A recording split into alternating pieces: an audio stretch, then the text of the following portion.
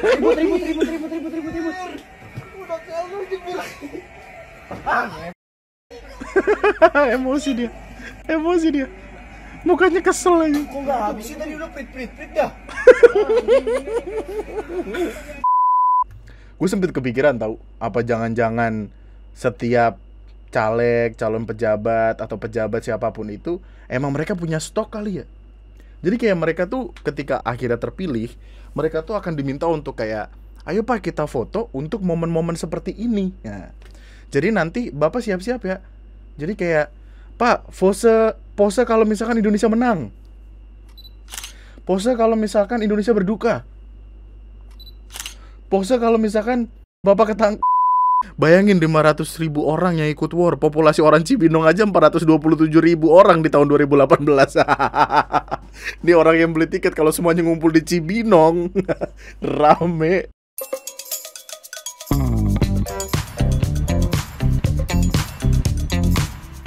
Hai, selamat datang di video gue kali ini. Dan selamat datang kembali di TNM. Sudahkah kamu makan hari ini?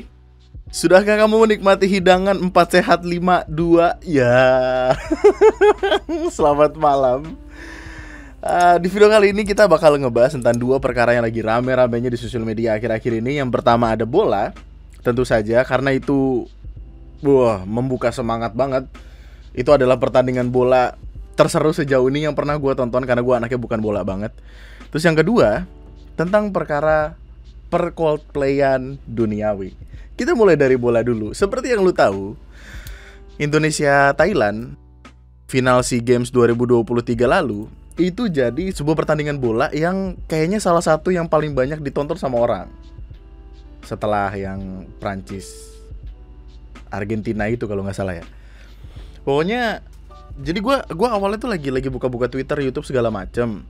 Terus tiba-tiba di depan ada suara kenceng gitu kan, suara orang-orang pada teriak. Gue bingung ada apa nih. Terus gue buka Google, nyari SEA Games, karena apalagi yang ditonton kalau bukan bola. Ternyata emang Indonesia Thailand lagi main.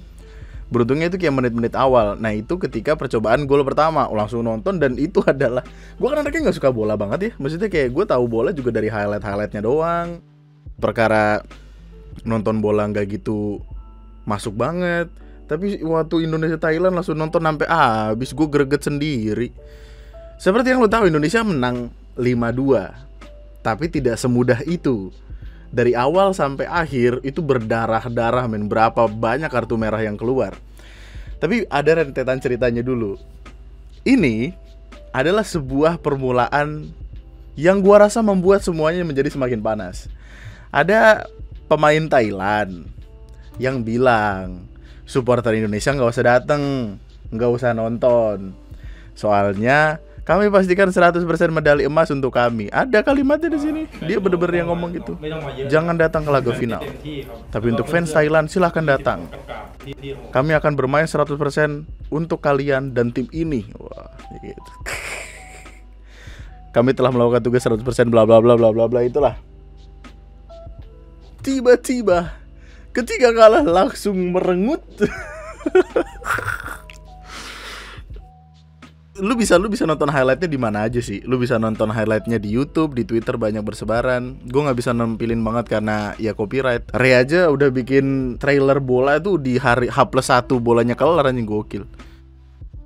Intinya Indonesia awalnya mimpin 2-0, terus jadi 2-1. Nahan tuh 2-1 sampai perpanjangan waktu. Jadi kayak 90 menit plus 7.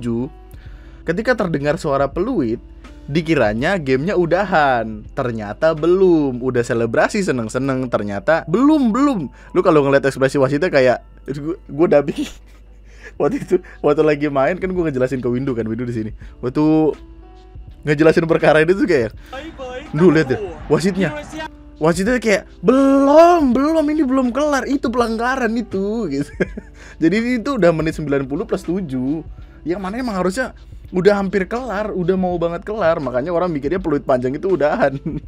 Pelatih kita langsung yeay. Belum. Bahkan kalau lu denger di TV juga, oh belum gitu. Tiba-tiba kegolan kita jadi 2-2. Ini sama Doski nih. Mental langsung teruji lah, yang langsung terkoyak gitu. Nah setelah gol ini ada keributan, sempat ada keributan yang terjadi. Sebenarnya masih banyak kebingungan tentang apa yang terjadi, tapi kalau setangkepan gua, ada video di mana ketika kelar itu, ketika yang wasitnya bilang belum itu ada pelanggaran, ada pemain Indonesia yang selebrasi karena dipikirnya udah selesai, kita udah menang. Ada yang selebrasi lari ke bench lawan, which is ke benchnya Thailand yang ini. Dan ini juga emang kebingungan terjadi kan, kita semua di prank wasit kan waktu itu. Jadi kayak mungkin pemain ini merasanya wah kita udah menang, jadilah selebrasi, dan selebrasinya kebetulan di depan tim lawan. Tapi ternyata ketika belum, ini kan udah ada protes nih, kayak pemain official Thailand tuh protes nih. Nah waktu ternyata belum, dia balik lagi. Jadi kemungkinan besar miskomunikasinya terjadi karena pemain Indonesia merasa kita sudah menang terus selebrasi masuk ke bagiannya tim musuh. Terus nggak lama wasit bilang belum, itu tadi pelanggaran bukan peluit panjang. Terus orang Thailand yang ngegolin dan berhasil gol, mereka selebrasi juga. Selebrasinya ya ke depan bench kita juga, mungkin kayak pengen nantangin gitu lah, kayak pengen apa ya, bikin makin panas gitu, kayak Tadi dia lari ke bench kita mau selebrasi. Akhirnya mereka lari ke depan benchnya Indonesia, terus ditahan gitu. Jadi kayak ada ribut-ribut gitulah. Dan keributan itu yang terjadi, yang ngebikin perkaranya jadi makin rame. Ini menit 97 nih. Jadi ya perkaranya dari situ, makanya ada berantem, makanya ada ribut-ribut. Cuman setelah itu di extra time Indonesia ngejebolin lagi 3-2. Terus ada pelanggaran ini dan itu. Indonesia ngegolin lagi sampai 5-2. Makanya sempat ada kalimat kayak dikasih 2-1 malah minta 5-2 gitu. Sebenarnya kalau dipikir itu pertandingan seru banget, men. Gue nggak bohong, gue deg-degan setengah mati. Ngeliatinnya tuh greget sendiri gitu. Lalu Federasi Thailand akhirnya akan melakukan penelusuran lah tentang kerusuhan yang terjadi, tentang siapa yang salah, siapa yang mulai, siapa yang mukul. Karena ini manajer tim Indonesia, bro, bener-bener yang sampai jatuh gitu, kedorong. Intinya Federasi Thailand minta maaf ke semua pihak yang terlibat dengan apa yang terjadi semalam. Permintaan maafnya tulus banget gitu. Bahkan sampai ada di titik dimana yang ngedorong ini, yang mukul, yang dorong, manajer timnas itu langsung minta maaf, dan minta maaf itu secara langsung sampai pelukan gitu loh. Tiba-tiba malah saya dipukul gitu. Begitu kita pukul ya sudah lah. Namanya orang dipukul dengan orangnya yang begitu. Ya Allah. Ya Terus Allah. pelukan langsung sama-sama minta maaf. Iya. Yang telah dia ketahui adalah bapak manajer kita adalah bapak polisi. Ya. Gue nggak tahu apakah itu yang membuat dia minta maaf atau setelah dia diomelin sama official Thailand terus kayak lu minta maaf bego lu gara-gara lu tolol sih lu. Atau abis digebukin dulu gitu kan. Tapi intinya dia minta maaf, dan minta maafnya ya minta maaf yang ikhlas sepertinya. Mungkin dia terbawa emosi atau gimana. Karena siapapun masih terbawa emosi, men. Aftermath-nya adalah setelah kemenangan kita, kan banyak tuh akhirnya rentetan yang terjadi.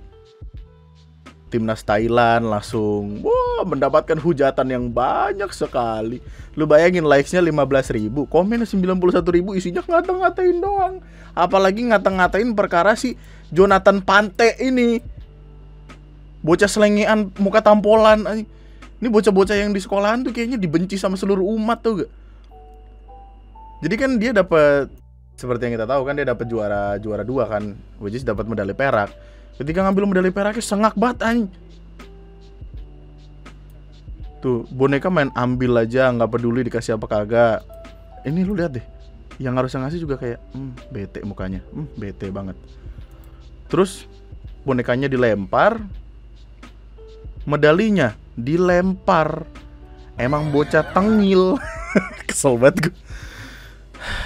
Jonathan. 4 sehat 5-2 emang.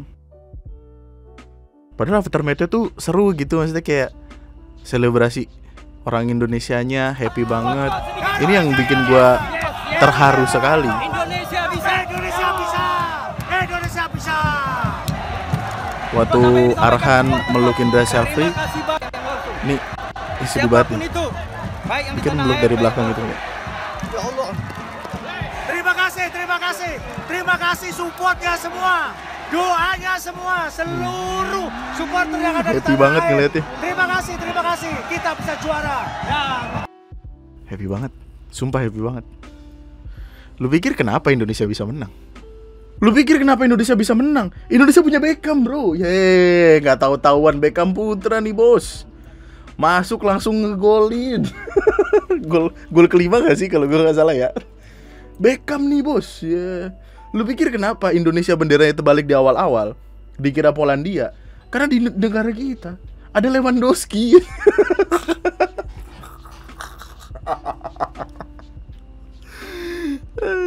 Negara kita ada Beckham, ada Lewandowski. Gokil.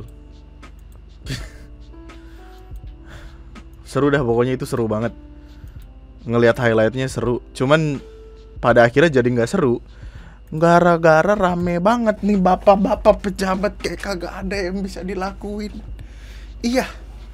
Untuk pejabat-pejabat respect yang kayak Pak Prabowo, Erick Thohir, terus siapa lagi?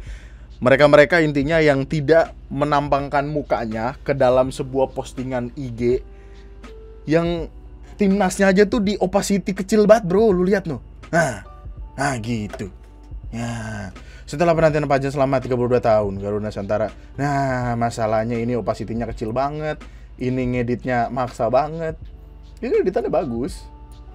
Tapi terus tuh kayak kenapa sih gitu loh. Emang paling bagus numpang nama.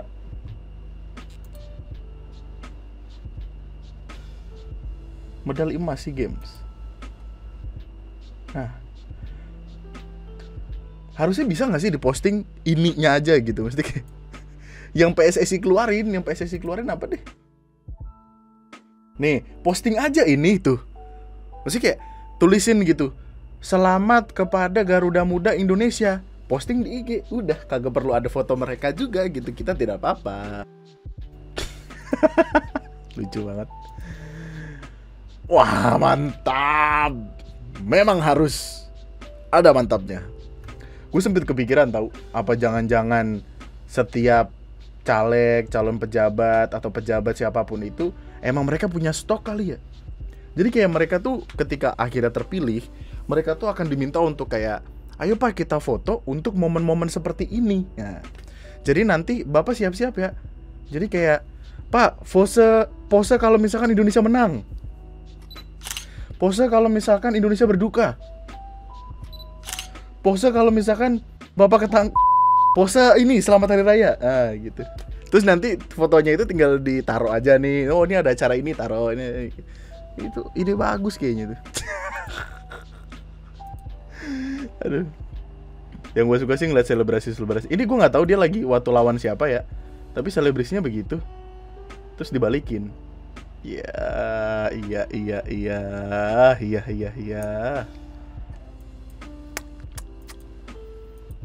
Oh, taruhan men. Taruhan di balik itu. Kita tahu, taruhan itu berdosa. Tapi kalau yang kagak pakai duit kan kocak. Gini. Sampai Indonesia menang lawan Thailand, sempaknya Yono gue pakai di kepala. Mumet warung. Beneran dipakai. Sempaknya Yono lagi. Yono yang mana ya? Yono yang sampingnya kayaknya. Terus salah satu yang kocak banget juga ini perasaan kita semua men. Gue juga ketika 90 menit plus 7 peluit pelanggaran itu berasa di prank banget gitu. Nih, kan print sekali doang. Lu dinyebur tuh ke empang. Juara! Iya, juara. Anjing, alhamdulillah juara ya Allah. Bisa ambilin pelamin kalian.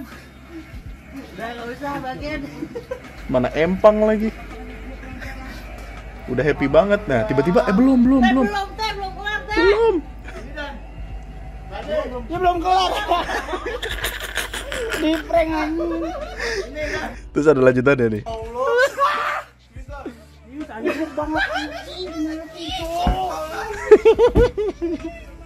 Dikira bohongan. Ternyata emang belum kelar.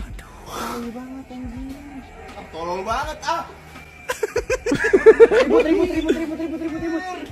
Udah kabur dibilang.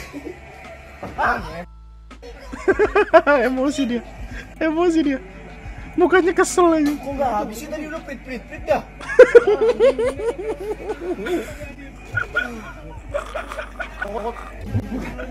Kesel. Tapi ya intinya Indonesia berhasil menang. Kita akan ketemu nanti 2 tahun lagi di Thailand. Kebetulan sekali mungkin mereka akan melawan kita kembali dengan semua yang mereka punya. Maksudnya ini kandangnya mereka gitu.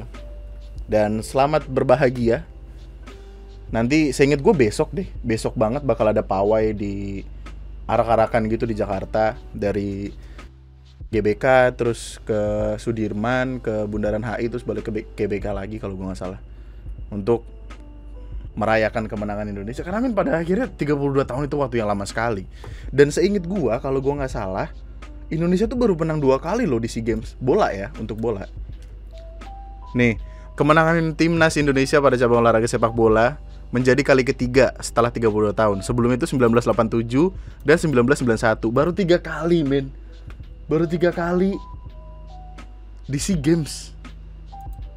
Thailand paling banyak. Memang kemenangan yang pada dasarnya harus kita bahagia. Cuman semoga ini tidak menjadi tidak menjadi satu-satunya yang lu banggakan, karena tetap ada cabang olahraga lain yang juga harus dikasih apresiasi setinggi-tingginya. Karena kita kan pada akhirnya ada di posisi 3 SEA Games 2023 tuh ya bukan karena bola doang, tapi karena ada yang lain. Nah, makanya di Twitter tuh sempat ada rada-rada perdebatan gitu deh, perdebatan tentang pesawat yang kayak kalau kita lihat sini kan sepi nih, tapi yang di cabang olahraga lain tuh yang emang sampai harus bareng-bareng, sempit, Garuda Ekonomi, Citylink apa ekonomi? Citylink apa ekonomi? Perolehan medali terakhir Indonesia 87, dari yang ditargetkan sama presiden kan 69, kita dapat 87, amazing sekali. Kita nomor 3.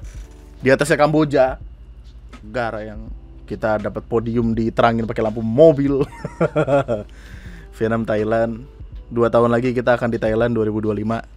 Ya, tetap dukung, respect. Kalau lu pengen ikut arak-arakan, kayaknya infonya udah kesebar deh di mana-mana. Jadi mungkin lu bisa ikut meramaikan. Oke, ada tambahan. Jadi video tadi sebenarnya udah diedit, tapi tiba-tiba ada some kind of keributan kecil atau keributan sedang mungkin yang terjadi. Hari ini kan ada arak-arakan nih dari pagi ke siang, yang mana kalau lu lihat rame banget jalanan dan banyak orang juga yang ikut turut serta meramaikan. Tapi sempat ada perdebatan di sosial media, di mana perdebatannya itu pertama, ini dilakukan di Jakarta di hari kerja, apalagi kan kemarin habis libur. Jadi orang mikirnya arak-arakan di jam kerja bikin macet, orang mau kerja enak-enak tapi tiba-tiba kena kemacetan. Ini yang arah Bundaran HI nggak gerak sama sekali dan lain sebagainya. Penuh sama amarah-amarah yang mungkin timingnya nggak pas, mungkin ya. Gua nggak tahu, intinya perdebatannya kayak gitu deh. Terus juga ada perdebatan lain di mana ada atlet dari cabang olahraga lain yang memutuskan untuk cabut dari pawai karena quote and quote merasa tidak dihargai. Karena kalimatnya kan kalimat yang dikeluarkan sama ini, gue nggak tahu ini siapa. Tapi kalimatnya, ayo rame-rame sambut para pejuang olahraga. Besok akan ada pawai emas kontingen Indonesia SEA Games 2023. Tapi dari Eti Extra Time Indonesia, kalimatnya ada atlet renang Indonesia yang memutuskan untuk cabut dari arak-arakannya. Kalimatnya kayaknya sih nggak ikut sampai GBK. Melihat seperti itu kondisinya, kayaknya tidak diperlukan sebenarnya kehadiran kami. Yang mana kalau dipikir-pikir cukup sedih gitu. Karena kalau kalimatnya arak-arakan untuk semua kontingen Indonesia, harusnya semua banget dong. Terus kayak yang ada yang merasa cabang olahraga lain dianaktirikan dan lain sebagainya. Terus juga ini bannernya tuh Garuda Muda penantian 32 tahun, yang mana kan berarti fokusnya diarahkan kepada bola gitu, sedangkan cabang olahraga lain gimana dan segala macemnya. Karena emang kalau dilihat rame banget sih. Dan gue juga nggak tahu ini di tengah-tengah orang ini apakah emang pengen ikut pawai atau mau berangkat kerja gitu. Ada yang bilang sih emang lagi berangkat kerja, tapi ada pemikiran gini gak sih, maksudnya kalau toh dia berangkat kerja terus telat, ada keringanan nggak? Pak, keringanan dong, ntar saya kena macet gara-gara itu, Indonesia kan habis juara, Bapak nggak seneng Indonesia juara gitu. Gue nggak tahu perdebatannya jadi gimana, tapi jadi panjang banget gitu loh. Gimana dah menurut lu tentang perkara ini? Tulis di kolom komentar di bawah. Harusnya udah semua tadi perkara bola, dan kita lari ke perkara Coldplay. Bari Sol Yellow. Seperti yang lo tahu, Coldplay itu mau konser di Indonesia, lebih tepatnya pada bulan November 2023 nanti. Gue sempat ngebahas perkara tentang penolakannya di live streaming nyari konten hari Senin lalu, dimana ada fans Real Madrid yang tidak ingin Coldplay manggung karena alasannya mempromosikan LGBT segala macam. Lu bisa tonton di sana. Kita nggak akan ngebahas itu, kita bakal ngebahas keseruan mencari-cari tiket. Karena antusiasme dari orang-orang Indonesia sangat ramai sekali. Sampai ada di titik dimana ada orang yang saking kepepetnya tuh rela buat jual kulkas sama motor demi tiket Coldplay seharga 11 juta. Ini 11 juta nih yang Ultimate Experience gak sih? Iya, nih Ultimate Experience. Anjay. Kalau lu lihat di Twitter, antusiasnya tuh banyak sekali. 1,5 juta orang berpartisipasi untuk membeli tiket, untuk berusaha membeli tiket. Ini udah termasuk calo-calo, bocah-bocah FOMO, artis-artis yang pengen ikutan, segala macam. Karena pemikiran mereka adalah kemungkinan ini akan menjadi konser pertama dan terakhir Coldplay. Sebelum akhirnya Coldplay ngasih tahu kalau tenang, ini bukan yang terakhir kok gitu. Gue yakin kami bakal balik lagi, jadi jangan panik-panik amat gitu, perkara tiketnya. Karena ya orang mikirnya, wah ini cuman ini doang kesempatan gue nonton Coldplay, gue harus dapat tiketnya. Akhirnya rame banget dah. Kemarin kan yang batch pertama yang dapat diskon dari BCA itu, yang pembayaran hanya bisa lewat BCA, itu kan diskon 20% apa kalau gue nggak salah. Teman-temannya Ara, temen gue sendiri bahkan berusaha buat dapet tiketnya dan nggak bisa. Karena ketika lu masuk ada loading screen-nya gitu, kayak lu mesti nunggu berapa menit lagi, soalnya di depan lu ada 500.000 berapa ratus ribu orang, berapa puluh ribu orang yang udah nungguin juga. Terus ketika udah dibeli sold out, nangis. Nih pada tanggal 17 Mei presale khusus nasabah BCA udah dibuka. Ingat, khusus nasabah BCA. Untuk yang umum baru bakal dibuka tanggal 19 Mei nanti, which is hari ini. Sekarang kan jam 12.17 nih. Kan gue record tengah malam nih, jadi ya mungkin nanti pagi baru akan rame lagi itu. Skripnya kocak dah. Bayangin 500.000 orang yang ikut war. Populasi orang Cibinong aja 427.000 orang di tahun 2018. Ini orang yang beli tiket kalau semuanya ngumpul di Cibinong. Rame.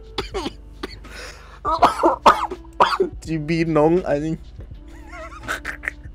Satu wilayah Cibinong belum cukup buat nyamain yang war tiket Coldplay. Asu bagus banget. Untuk harganya sendiri kita bisa lihat di sini Ultimate Experience 11 juta, Festival 5,7, 5 juta, 3,5, 4 juta. Ada yang 800.000 Cat 8 tuh di ujung banget gini. Yang artinya lu kalau mau nonton tuh mesti miring, jadi pala lu mesti ngelihat ke sono. Jadi gue saranin buat lu bawa kaca yang ada di lemari lu tuh yang gede. Nah, arahin ke samping biar lu ngeliatnya lurus begini. Nah, biar balik-balik kagak sakit leher lu. Jadi lu jangan heran kalau misalkan nanti ada orang pulang dari nonton konser, palanya miring begini naik motor. Nah, itu dia pasti mesen yang 8A itu, 8A 8B tuh. Ya Allah, sian bener. 11 juta loh. Fiturnya banyak sih yang 11 juta ini. Maksudnya dia bisa dapat tiket Cat 1. Cat 1 di mana? Di sini ya? Cat 1, terus ada backstage segala macam, bisa naik ke panggung buat difotoin sama tim fotografer profesional. Wow. Sayangnya tiket itu Yang 11 juta itu habis hanya dalam waktu 2 menit. Orang gila. Apa itu krisis ekonomi? 2023 akan gelap, 2024 tidak akan kelihatan ekonomi. Apa? Orang masih ada yang beli tiket 11 juta 2 menit habis. Ya. Masih pada kaya orang Indonesia. Yang kocak banget tuh sampai ada orang yang ngejual kulkas sama motor demi tiket Coldplay. Ya Allah. Sebenarnya gini, kita tidak perlu salty-salty amat, karena toh at the end of the day itu uangnya dia. Kita tidak punya hak apa-apa, terserah dia. Cuman yang gue kasihan adalah kalau misalkan itu kulkas sama motor udah dijual tapi nggak dapet tiket karena keramaian yang terjadi. Maksudnya beli tiket kan banyak gitu. Kalau misalkan dia nggak dapet, sedih bro. Kemana-mana udah nggak ada motor. Mau minum air kagak bisa ada yang dingin. Ada tamu dateng mau dikasih sirup kagak ada es batunya, kagak punya kulkas mesti beli dulu. Ya Allah, kesian bener. Kalimatnya sih dia bener-bener suka banget sama Coldplay gitu. Terus kayak udah ada sentimental value lah gitu yang dipegang. Terus dia tuh awalnya pengen nyari pinjol tapi KTP-nya hilang. Kalau mau ngajuin pinjol kan mesti foto sama KTP. Akhirnya dia punya ide yang menarik, yaitu menjual motor dan kulkas. Ya namanya juga hidup ya, nikmatin aja. Ini banyak sekali nih kepusingan-kepusingan orang. There are more than 500,000 users waiting in front of you. Yang bikin kesel banget tuh ya gitu. Maksudnya ketika pembelian tiket udah dibuka, terus katakanlah baru kelar gitu 10 menit setelah penjualan dimulai, tiba-tiba udah ada yang WTS want to sell. Aku ingin menjual tiket aku ini soalnya aku belinya kebanyakan. Kok bisa lu beli kebanyakan, tolol amat lu. Alasannya juga gak masuk akal gitu. Oh saya gak tahu kah tiketnya buat November, saya kira buat besok, jadi deh saya jual soalnya nenek saya kawin lagi. Ya Allah segala macem. WTS Coldplay babi anjir, yang gak niat nonton tuh jangan kayak gini dong. Wah. Yang ngebikin kesel banget lagi adalah cara-cara katakanlah orang-orang calo, orang-orang yang berusaha dapetin tiketnya ini tuh ekstrim banget gitu. Sampai ada di titik dimana mereka tuh nyewa warnet terus kayak make bot gitu loh. Kayaknya bukan bot deh, kayaknya reload every deh. Jadi kayak mereka automatically ngebuka gitu. Terus kayak nge-refresh biar dapat slot buat belinya. Maksudnya kan cara ini udah nggak wajar gitu. Oh ini ada yang dapat nih, dia berhasil masuk kayaknya. Orang mana bisa sih ngelawan komputer gitu. Well meskipun ya tetap ada yang berhasil, tapi kan yang emang pengen banget beli kan nyebelin banget gitu mikirnya. Calo antri fisik bisa langsung digebukin aja kalau ketahuan, bagus.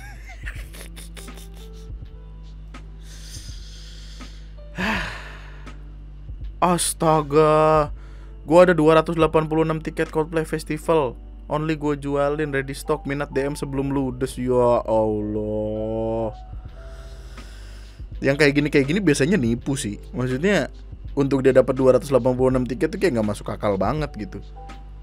Orang PK Entertainment, maksudnya orang-orang yang kerja dari pihak promotornya pun nggak dikasih tiket dari orang dalam gitu. Maksudnya kayak PK Entertainmentnya tidak membiarkan orang yang kerja di promotor itu dapat tiket secara gratis atau bisa beli gitu lewat orang dalam. Nggak bisa, udah nggak bisa, karena kan waktu itu sempat bocor kan kayak harga tiket terus susunan panggung, jadinya ya gitu.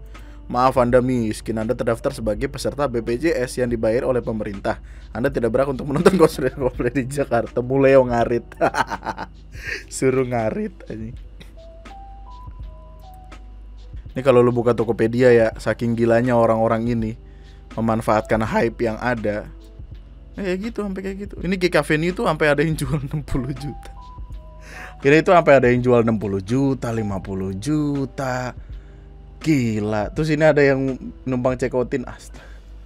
Festival 23.500. Hah? Harga awalnya berapa gila? Festival 5,7. Mau dijualnya 23,5. Astaga, berapa kali lipat tuh, Bro? Mau naik haji lu. Diomelin sama Pak Ustadz lu naik haji pakai duit beginian.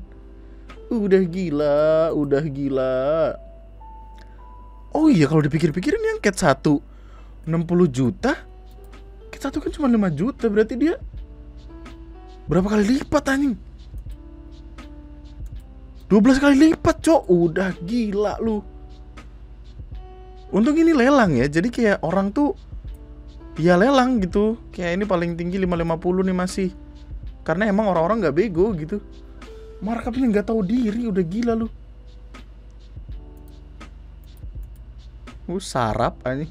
Nih coba dah lu beli tiketnya. Lu COD, tampol. Oh, goblok lu, gara-gara lu gua gak dapet tiket gitu. Astaga. Ada yang jual 4 tiket 100 juta, ya Allah. Allahu Akbar. My Universe tuh yang apa My Universe? Festival lo dijual 100 juta. Lu mau naik ke Mars, udah bukan naik haji lagi nih. Enggak masuk akal. Ini kayaknya selain lu punya internet bagus, punya gadget yang oke banget, faktor luck juga menentukan soalnya di sini. Faktor apa ya? Lu harus beruntung banget nih, kayak dari sekian banyak orang ada yang ke-close browsernya tuh kayak yang lu bisa masuk gitu. Kayak lu ngelawan 500.000 orang dalam waktu bersamaan, men. Gila. Sebenarnya enak, lu bisa nggak harus ngantri gitu, belinya online. Tapi kayak war kayak gini. Dan pada akhirnya setelah semuanya selesai, maksudnya kan presale MBCA itu udah dimulai. Jadi kayak rendetannya malamnya rame, siap-siap. Terus ketika hari H orang pada panik, pada seru. Ada yang berhasil, ada yang enggak.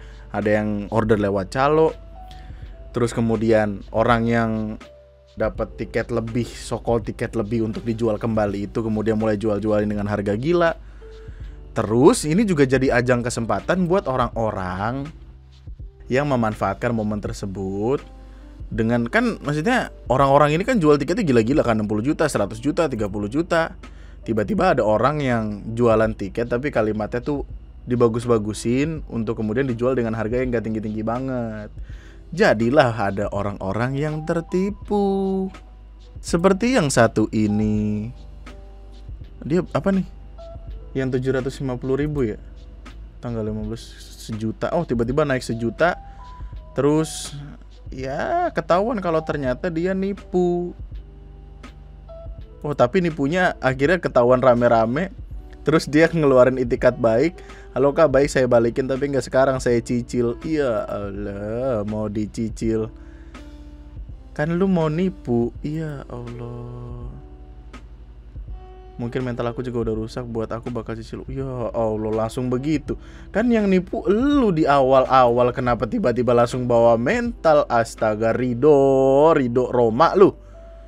Aish. Terus juga ini seorang pemuda ketipu 12 juta oleh Just Tip Tiket. Ya Allah, baru juga mulai udah tertipu. Akunnya mana? Tix Concert IDN. Ya Allah. Kesian bener. Semuanya bermula karena tipikal orang-orang kayak gini. Kebetulan gue dapet tempat, gue nggak suka Coldplay dan nggak dengerin juga, tapi iseng war tiba-tiba dapet. Kali aja minat. Gue jual ya tentunya dengan harga gila 9 juta. Iya, bodoh amat. Stres. Harga originalnya 3,5 dijual 9 juta, bodoh.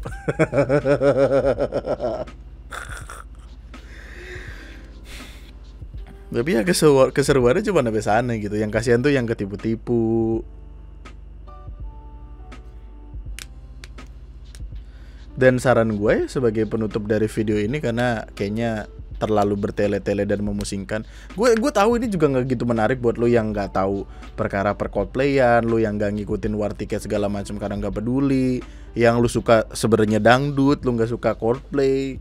Ini sebagai pelajaran aja buat lo gitu. Maksudnya ketika lo ketemu sama hal-hal yang kayak gini dan konteksnya ketemu sama percaloan, nggak perlu buru-buru terus ketakutan nggak dapet tiket gitu. Karena pada akhirnya calo-calo ini berani buat naikin harga karena hype-nya masih ada. Perlu lu ingat, ini konsernya tuh masih November. Sekarang baru bulan Mei, berapa bulan lagi tuh November. Dan percaya gua, di hari H pasti akan ada calo-calo yang pusing kalau tiketnya nggak kejual, akhirnya dijual dengan harga yang sementok-mentoknya Karena mereka yang nggak pengen rugi. Santai aja nggak sih? Santai aja nggak sih? Weh, kayak meme itu brokoli, santai, aman, lancar, terkendali, nggak usah panik-panik amat. Ya, mantap. Nah, gitu aja. Tapi kita semua setuju kan ya, orang-orang yang markup harga kayak gini adalah cikal bakal koruptor sebenarnya. Bullshit lah kalimat-kalimat yang bilang kayak, gue kalau jadi orang yang di atas sana petinggi-petinggi tidak akan jadi koruptor. Alah. Dapat tiket kayak gitu langsung di markup harganya sembarangan. Apa koruptor-koruptor itu dulunya calo? Ya, sampai jumpa di video gue selanjutnya. Tetaplah bahagia, tetaplah baik-baik saja. Gue pengen ngasih tahu lu kelucuan tentang perkara Coldplay ini yang sempat gue bahas di live streaming, apalagi perkara Golkar. Lucu banget itu, sumpah. Caleg Golkar janji bagikan tiket Coldplay gratis. Mantap. But it's all yellow. Masuk sih. Itu adalah promo yang bagus, by the way. Jadi kayak, karena Golkar ada kuningnya, mari kita dukung Coldplay menyanyikan lagu Yellow. Yeay, Golkar gitu. Gokil.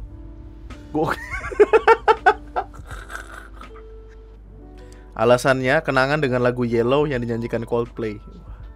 Saya punya kenangan dengan lagu Yellow atau kuning yang mereka nyanyikan, di mana lagu itu memiliki arti kebahagiaan dan kehangatan. Terlebih mereka memiliki kesamaan dengan saya, yakni mau mengangkat isu tentang lingkungan hidup yang memang tak lepas dari kehidupan kita. Wow, ungkap Nurul Hakim yang juga mantan jurnalis media nasional Jakarta saat berbincang dengan media. Cara mendapatkan tiket konten Coldplay secara cuma-cuma yakni dengan berkirim pesan WhatsApp atau melalui akun Instagram. Saya ingin memberikan hiburan kepada warga. Caranya mudah dengan mengirimkan KTP dengan tulis nama, alamat, dan sertakan foto KTP. Loh, nggak bahaya tah? Serem amat. Sesuka itu sama warna kuning, Pak. Langsung ya. But it is all yellow. Duh. Golkar jaya. Terus Pak, partai Golkar selalu di hati. Yellow is the best for everybody. Mantap Aji. Menjilatnya ya. Ya.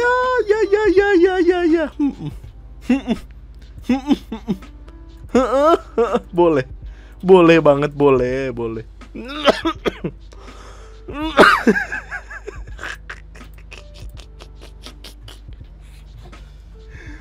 Pak, mama saya anggota Golkar di Cimahi loh. Serius ini mah, namanya Ibu Rahayu. Coba Bapak cari, saking cintanya saya sama Golkar, saya juga didik harus cinta Golkar dan dukung Golkar. Golkar jaya terus pokoknya. Lucu banget jalan deh. Pak, saya baru lahir nangisnya bukan oe-oe tapi Golkar, mantap.